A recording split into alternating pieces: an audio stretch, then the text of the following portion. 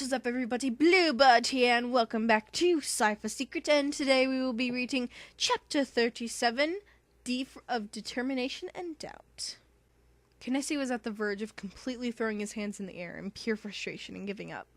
They had been there for almost an hour, and in the meantime, all the apprentices managed to do was crash, hover, and injure themselves and each other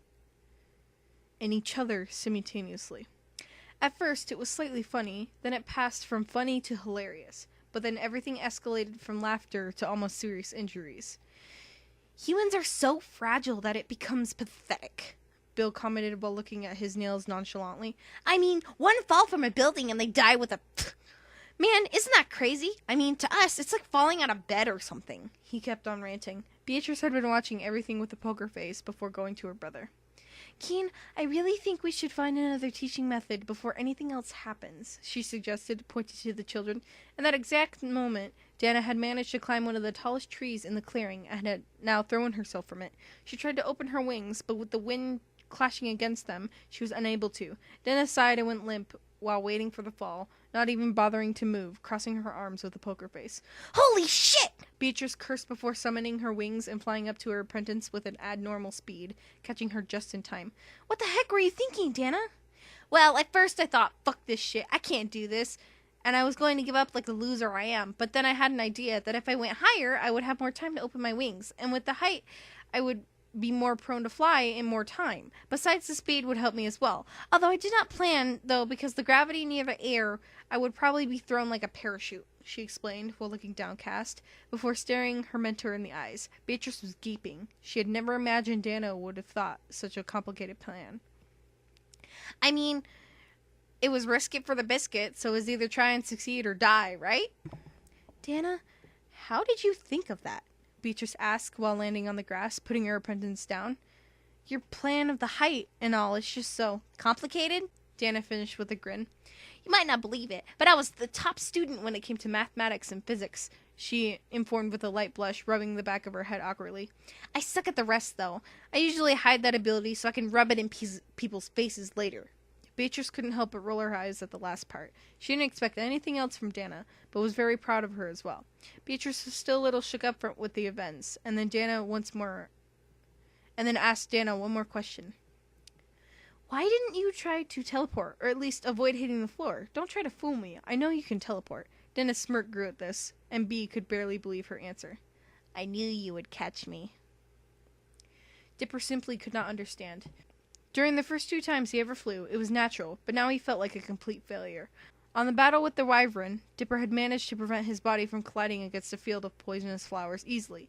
On the battle with Lucifer, it took him a ton of effort, but he had gotten off the ground, mostly due to adrenaline, but still. And now he could barely get a few centimeters off the ground. He thought it was a joke at first, but it wasn't. He had simply lost his ability to fly. He had tried everything. Now, he was simply sitting in the middle of the field, pretending to be thinking, but he was really sulking and pondering over what had caused his loss of skill.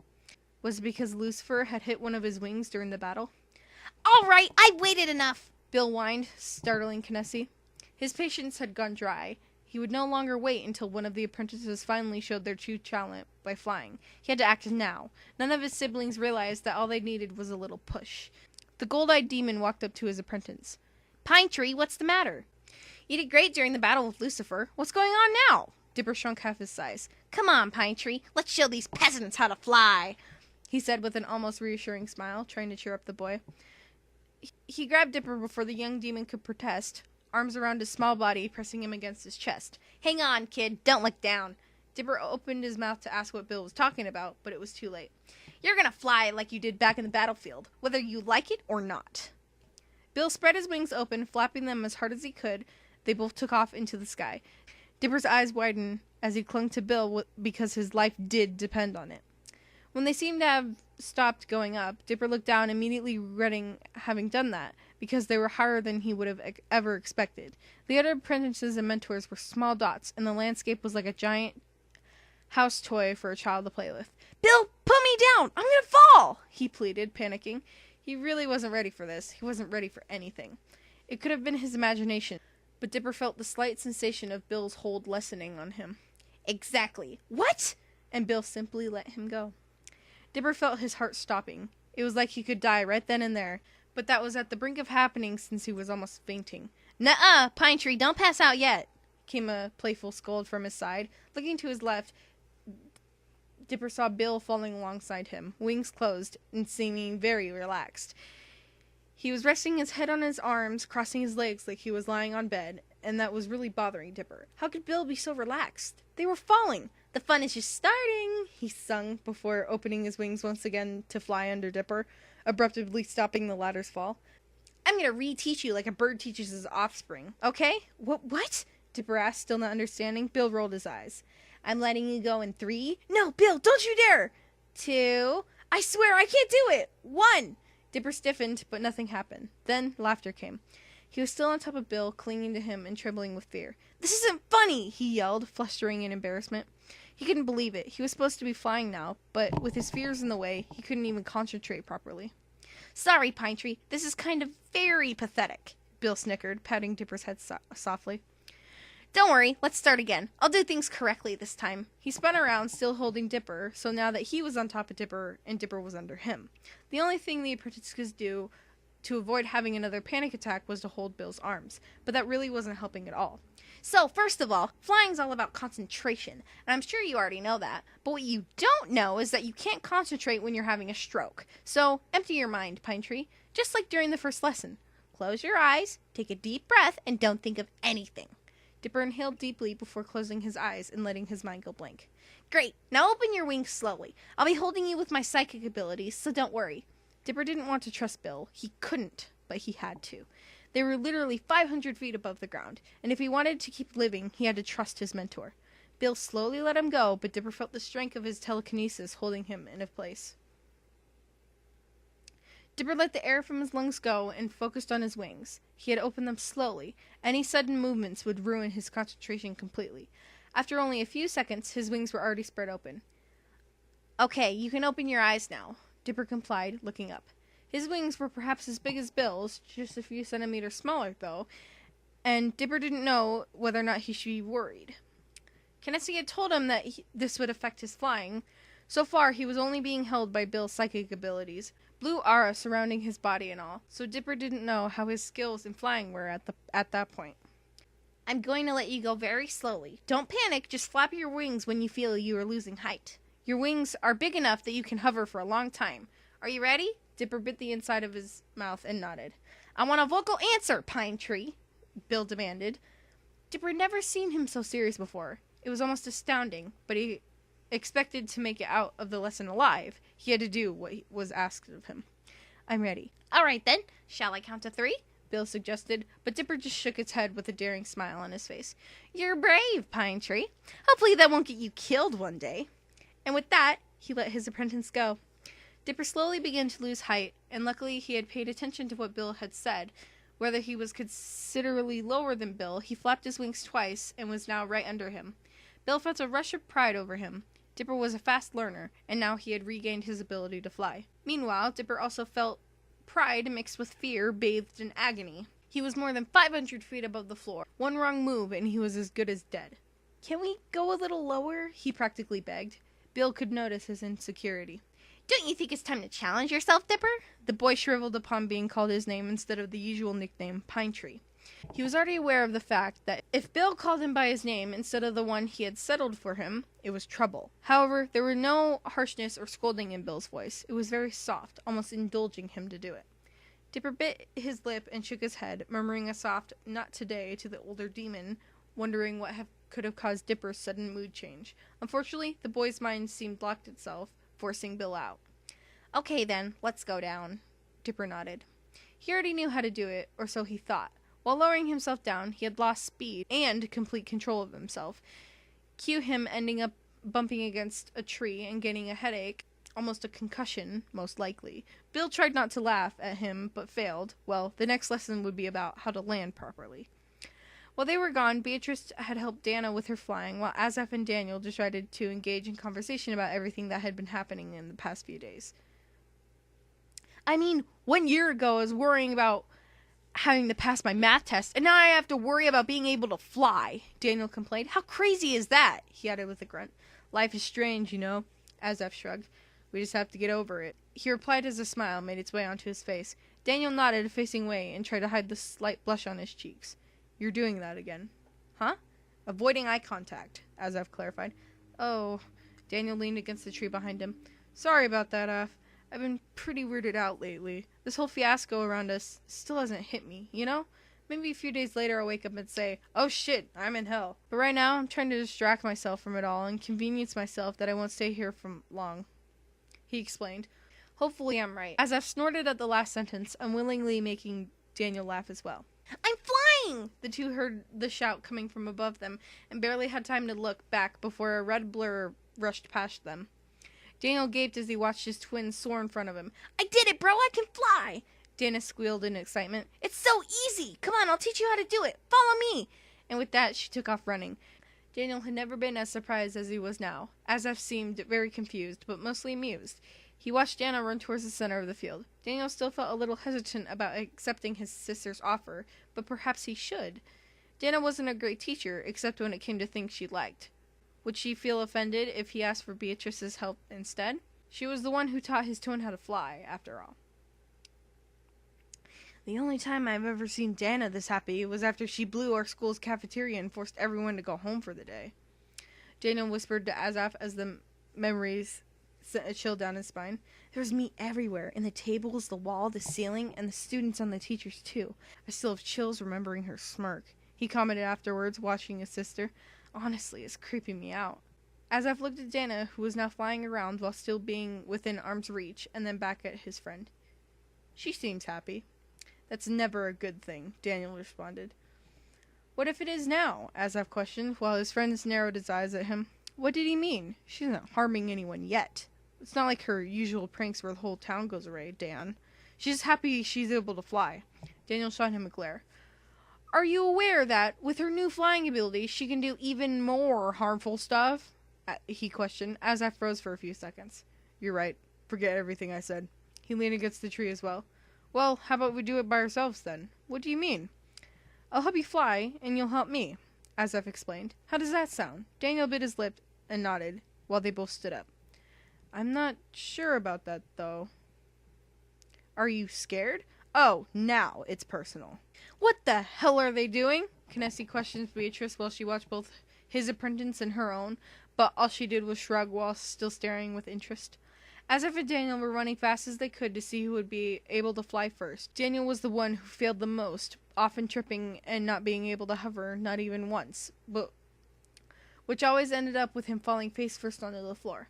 Azaf was always reaching his friend's level, but he was able to stay in the air for a few seconds before not being able to hold onto his weight any longer. They're going to get badly hurt if they carry on with this. Pain equals learning, Beatrice retorted, crossing her arms. No, it does not. Pain equals pain, Kinessi gritted his teeth at her. Suddenly, without any previous warning, his sister slapped him. It didn't hurt as much as he thought it would, but the place where she slapped him stung for a few seconds. Kinessi gaped, one of his hands touching his cheek, where she slapped him, before his shock and disbelief became anger. What the fuck did you do that for? He yelled. What did you learn? That you're a bitch to everyone who disagrees with you, he growled, rubbing his cheek. See? I was right. You can learn with pain. Wow, hilarious, he commented, voice dripping with sarcasm. Not wanting to rant about the subject anymore, they both turned to watch their apprentices. Surprisingly enough, whilst their argument was still going, Azaf seemed to have gotten the hang of flying. He was 3 feet away from the ground, flapping his wings constantly but still in the perfect rhythm. His cheerfulness in his face was very apparent, and Azaf did not bother to hide it. Kinessi was proud. His apprentice had learned how to fly due to his first lesson by himself, without any help from him or any other mentor or apprentice. Daniel bit his lip in distress, sadness, and visible jealousy, turning his face away. Everyone had learned how to fly but him. Azaf quickly noted this as he grabbed Daniel's hand and began to pull him across the forest. Hey, what are you doing? He questioned his friend questioned, trying to get Azaf to run slower. It was like he was being dragged like a rag doll, and that was one of the worst comparisons he ever had to make. We're going to get you know how to fly, and we'll do it where no one can bother us, the other explained. We're going to get lost, Daniel complained. If our mentors really care about their apprentices, they'll search for us later. Otherwise, we'd already be rotting in Lucifer's hands, Azaf replied, and the redhead did not say a word afterwards. After a few seconds of searching, they ended up in another clearing, very similar to the one they were in before, a bit smaller. This place is perfect. And with that, he turned to Daniel. I know you're a little disappointed for being the only one who hasn't learned how to fly yet, so I'm going to help you. I admit, I haven't mastered the skill myself, so it'll be a lesson for both of us. Daniel sighed and leans against one of the trees, looking downcast and crossing his arms. Why did he even bother? In fact, why did Azaf, one of the coolest guys he knew, bother to even trying to maintain that stupid friendship of theirs? Daniel, is everything okay? You look a little down. Azaf asked, patting his shoulder. I'm fine, he answered while gritting his teeth. No, you're not, Azaf said firmly. You never act like this unless something's up. You're sulking, too. You can tell me everything, Dan, and you know it. It's just, Dan trailed off, sliding to the floor, hitting his head against the tree's bark. The pain that followed subsided in a matter of seconds. Why do you even bother? You're like a child prodigy. You even learned how to fly by yourself, and I'm sure you've read War and Peace in a few days. And here I am, just a bland and flavorless kid whose talent is to fuck everything up and be an idiot. He did not expect any tears to follow, but they did. Daniel tried his best to hide them, but it was useless. He bit his lip and stopped Azaf from speaking once he continued his self-deprecating speech. I've always wondered how you could even attempt to be friends with such a failure like me. Azaf was left speechless. Dan, we may not have been friends for years and years like most people, but I am more than sure that I know you a lot. Maybe more than you do know yourself. Odin, stop. I could say without doubt that you're not a failure. He sat next to his friend. Look at how far we've come. Look at how far we've reached. You're my best friend. Hell, my life would even be incredibly senseless without you. You're the voice of our group, Dan. Daniel would have done worse things if you weren't there, I'm sure. He elbowed his friend playfully. Still, Daniel did not seem to have cheered up. When I was young, I was just an average boy. Just an average John in a house of Elysians, Matthias, Cassiopeias, Roccos, Nemas, Omarises, and Tijas. Yes, those were the names that my uncle and aunts named their children, and some of them were their own names as well. Luckily, my parents had some more sense. But with my bland name came my bland personality as well. After a few years of study, I noticed how most names given to my cousins affected their personality somehow. One of them, Cassiopeia, was an astronomy fanatic, always taking to the stars and constellations during family reunions. Rocco, Cappadocia's older brother, joined a rock band and was never seen again. He occasionally sends my uncle and aunt some letters, but that's about it. Those are only 2 stories amongst them all. My mother loves to tell my aunts, uncles, and cousins about Dana's actions, despite always reprimanding her about them. I can feel a certain tone of pride in her voice, because at least one of the children is exotic in her own way. What about me? What about her son, Daniel, the bland one, the black sheep, the John Smith of the family? Daniel seemed to have shrunk half of his size. I wish her another person. Silence. Don't ever say that again! His friend howled at his side. Daniel jumped in surprise. Suddenly, Azaf kneeled in front of him, holding his shoulders in a vicious grip, and it hurt. Daniel, you have such a unique personality. You manage to keep your patience in so many situations. How you look after Dana. I can barely imagine how Dana would be without you looking after her. Surely she'd be in jail already. You're always looking out for everyone and trying to get everyone in line. And besides, you're such a good friend. You're the person I always dreamed to be, but never managed to. Azaf let him go, with his hands moving to his lap as he looked down. I should be the one saying I'm a failure, not you. Well, isn't this a great pity party? Daniel asked jokingly. You're the one who started it, Azaf said with a grin before looking up. The sky is already darkening. How long have we been here? I don't think I have the answer to this question, Daniel replied. But Azaf, why did you say you were a failure? You're so intelligent and... Dan, intelligence has nothing to do with one's life. Intellect, or lack thereof, may affect a person's life greatly, but it's not all there is to gain. Social skills, dedication, willpower, personality traits, self-control, and so many more. All these might and will determine your future. Azar stood before sitting next to his friend and leaning against him. Luckily, he wasn't looking at the redhead's face, as Daniel was blushing madly, his heart hammering. Out of all these traits, intelligence may be the only one I have. Everything else was out of reach for me. He completed with a sigh, while Daniel fidgeted where he stood. Suddenly, what was supposed to be a game for fun turned into a share of tragedies and inner thoughts. What if it isn't? He suddenly asked. Azaf murmured, barely listening. He had spaced out for a second, and Daniel pulled him back to reality. If we try hard enough, we might change those traits. Add some, lose some, the whole drill. I've seen Dana do it before, so that means we can do it as well, the redhead explained before realizing he had said perhaps it was too late to try and fix his mistakes, so we had better start explaining before any questions followed. You're probably not going to believe me, but it's worth a shot.